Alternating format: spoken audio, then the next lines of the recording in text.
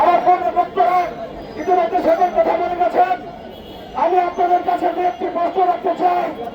প্রিয় ব্যক্তিবৃন্দ, আমরা এই স্বাধীন দেশে, এই বাংলাদেশে দীর্ঘ 16 বছর শত শত মামলা কাঁধে নিয়ে, শত শত ভাইকে হারিয়ে, শত শত মায়ের বাবার কান্না মধ্য দিয়ে এই স্বাধীন রাষ্ট্রে আমরা কি এই গুপ্ত রাজনীতি করার জন্য এই দেশ স্বাধীন করেছি?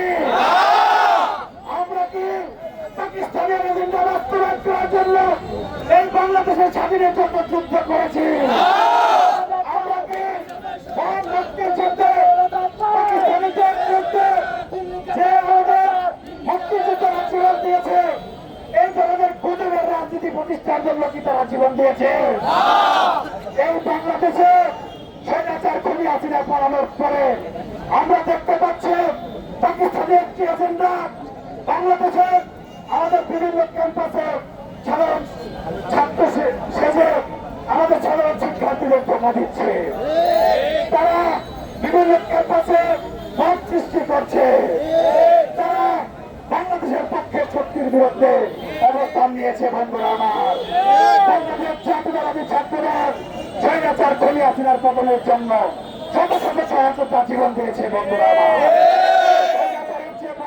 স্বৈরাচার তো এই পাকিস্তানি এজেন্ট হতে পারে না। আমাকে কি বড় স্বৈরাচারিটা এটাকে ছাত্র বলে এক তুলে মেরে উড়িয়ে দেবে, পাকিস্তান চেয়ে পড়বে। বন্ধুরা, আমরা ইতিমধ্যে লক্ষ্য করছি বাংলাদেশে এই পাকিস্তানি এজেন্ডা, এই রাজাকারের দল বাংলাদেশের যে কোনো ছোটখাটো ঘটনা বা বড় ঘটনা অন্য কেউ ঘটানো তাকে মিডিয়া দিয়ে এমন ভাবে বিএনপির বিরুদ্ধে অপপ্রচার করছে। এই ধরনের অপপ্রচার বাংলাদেশের ছাত্র সমাজ ঢুকে দিলে। বন্ধুরা, বাংলাদেশের মানুষ এই স্বৈরাচার, এই রাজাকারকে দেখতে চায় না। বন্ধুরা আমার,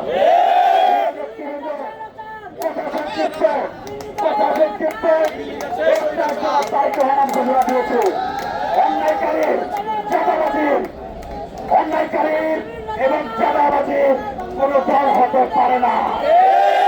বাংলাদেশের চাঁদাবাজি চলবে না, অন্যায় চলবে না। বাংলাদেশ জাতীয় ছাত্রদল সাধারণ মানুষের পাশে থেকে রাজনীতি করবে ইনশাআল্লাহ।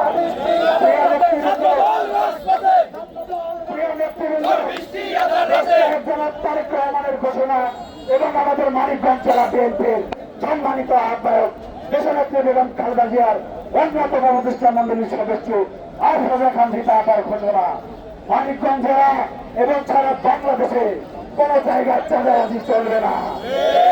আমাদের সকলকে একটু সতর্ক হয়ে চলতে হবে। গতকালকে একটা ভিডিও দেখলাম, এই জামাত শিবিরের পেটের তারা একটি অন্য জেলার অন্য একটি ভিডিওকে এই সাধুয়া থানার এই বড় ইউনিয়নের ভিডিও বলে চালিয়ে দিয়েছে। এই বড় ইউনিয়নে আমরা খবর নিলাম, এই ভিডিও মানিকগঞ্জ ছিলাম না। বন্ধু আমার, জামাত শিবির যে ধরনের অপরাজনীতি করছে, এই সকল অপরাজনীতির আমরা তীব্র নিন্দা জানাচ্ছি এবং আমরা দেশনেত্রী বেগম খালেদা জিয়া দেশ পরিচালক তারেক রহমানের নির্দেশনা অনুযায়ী এবং আমাদের প্রিয় নেত্রী আফরোজা খান আপার নির্দেশনা অনুযায়ী আমাদের রাজনৈতিক কার্যক্রম আমাদের ব্যক্তিগতভাবে নিজেকে প্রদর্শন করবো। বন্ধুরা, আগামীতে বাংলাদেশ সুন্দর একটি বাংলাদেশ উপহার দেব এই আশা ব্যক্ত করে এবং সাধারণ শিক্ষার্থীদের নিরাপদ ক্যাম্পাস উপহার দিব এই আশা ব্যক্ত করে আমি আমার সংক্ষিপ্ত বক্তব্য শেষ করছি। বাংলাদেশ জাতীয়তাবাদী ছাত্রদল জিন্দাবাদ, শহীদ রাষ্ট্রপতি জিয়া রহমান অমর হোক, দেশনেত্রী বেগম খালেদা জিয়া দীর্ঘদিনী হোক, দেশ নায়ক জনাব তারেক রহমান জিন্দাবাদ, আমার নেত্রী বাংলাদেশী মানুষের নেত্রী মানিকগঞ্জের অহংকার আফরোজা খান জিন্দাবাদ, জিন্দাবাদ, জিন্দাবাদ। ধন্যবাদ।